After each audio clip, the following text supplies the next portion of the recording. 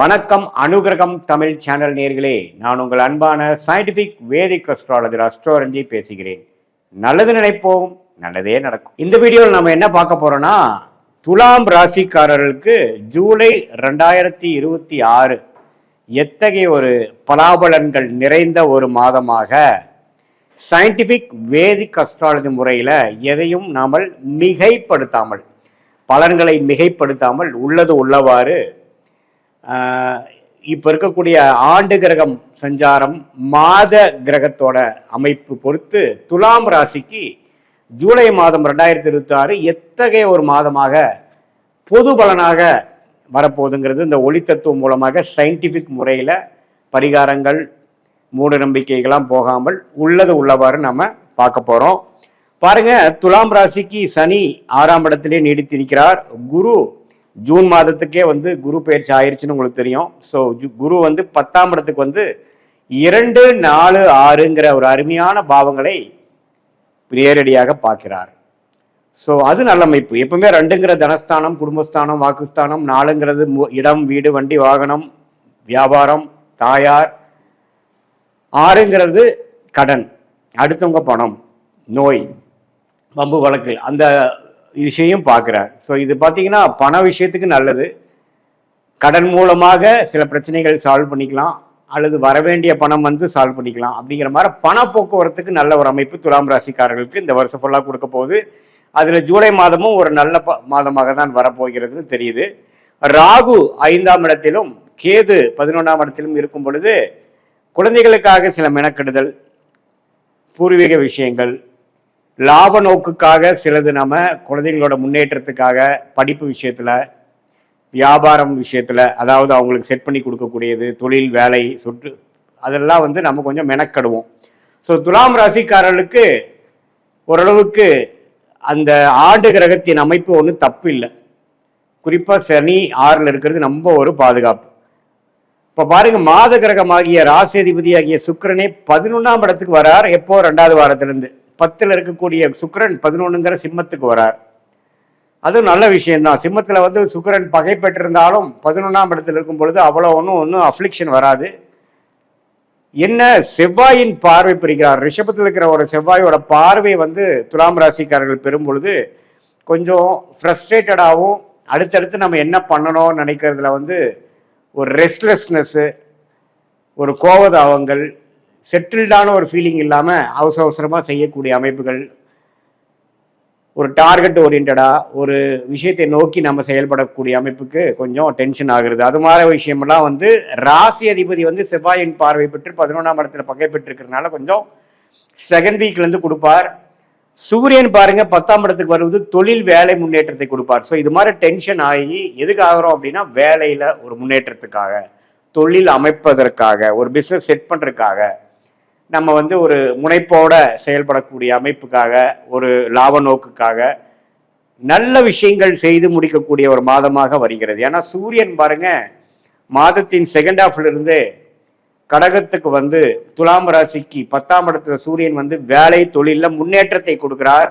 ஒரு தொழில் ஆரம்பிக்கிற மாதிரி கொடுக்கிறார். ஒரு லைன் ஸ்டார்ட் பண்ணக்கூடிய அமைப்பை கொடுக்கக்கூடிய ஒரு அமைப்பு துலாம் ராசிக்காரருக்கு அவங்களுடைய தசாபுக்திகள் அப்படி இருக்கும் பட்சத்தில் கண்டிப்பாக கோச்சாரத்தில் சூரியன் சப்போர்ட் பண்ணுவார். அதே சமயத்தில் புதன்கிற ராஜயோக அதிபதி புதன்லேயே, அதாவது புதனோட வீட்டிலேயே மிதுனத்திலேயே வக்ரமா நம்ம நாள் இருக்கார். 10ஆம் இடத்துக்கு வரார். அப்புறம் 9ஆம் இடத்துலேயே மிதுனத்தில் ஆட்சி பலம் பெற்றிருக்கிறது ரொம்ப நல்லது.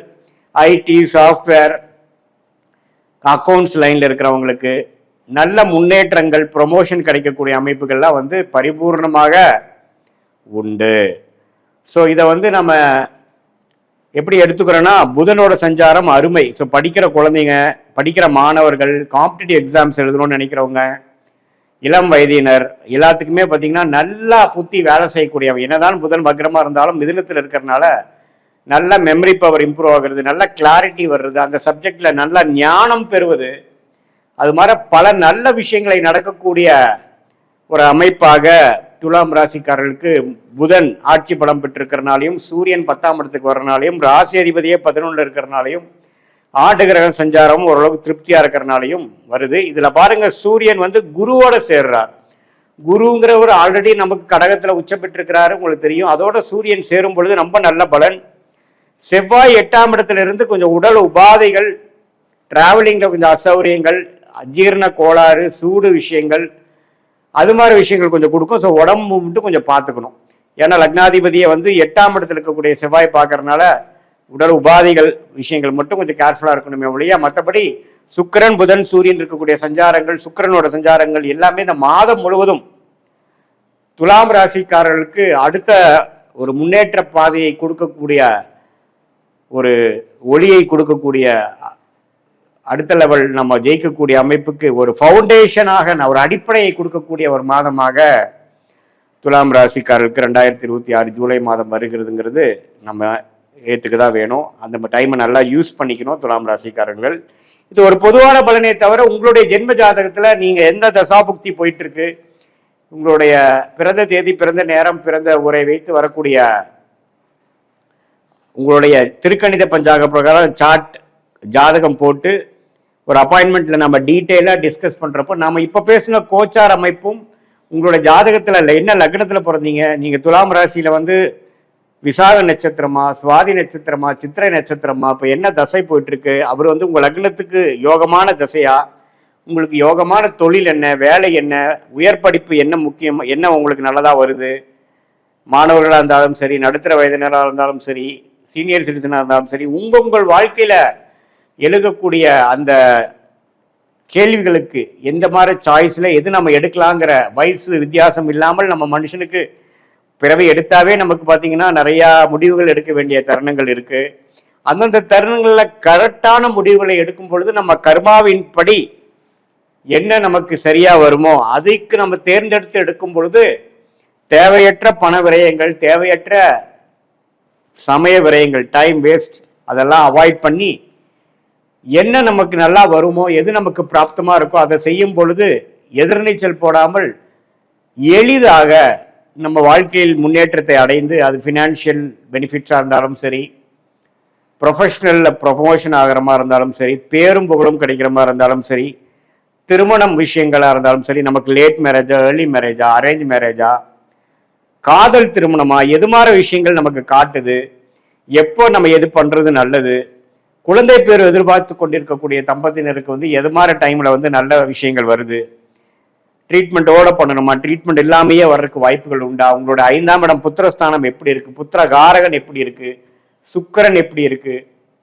இதெல்லாம் வைத்து உங்களுடைய பிராப்தங்கள் என்ன, பர்சனல் லைஃப்ல என்ன மாதிரி பிராப்தங்கள், ப்ரொஃபஷனல் லைஃப்ல என்ன மாதிரி பிராப்தங்கள், எந்தெந்த டைம்லைன்ஸுங்கிறது எந்தெந்த நேரத்தில் எது நடக்கிற மாதிரி விஷயங்கள் இருக்குங்கிறது தெரிஞ்சிட்டோம்னா நாம நம்மளோட அவசரத்துக்கு சிலது நடக்காமல் இருக்கும் பொழுது நம்ம ரொம்ப ஃப்ரஸ்ட்ரேட் ஆகிறோம், மன உளைச்சல் அடையிறோம். அதையெல்லாம் நம்ம தவிர்த்து கொண்டு பொறுமையாக வாழ்க்கையில் நம்மளுடைய கர்ம வினையை தெரிந்து கொண்டு நாமும் நம்மளுடைய திட்டங்களை தீட்டி அதுக்கு பிரகாரம் நம்ம வாழும் பொழுது வாழ்க்கையில் எளிதில் வெற்றி பெற முடியும் என்று சொல்ல விரும்புகிறேன். சயின்டிபிக் அஸ்ட்ராலஜி மூலமாக உங்களுக்கு நல்ல ஒரு பலன் வரும் என்று சொல்ல விரும்புகிறேன்.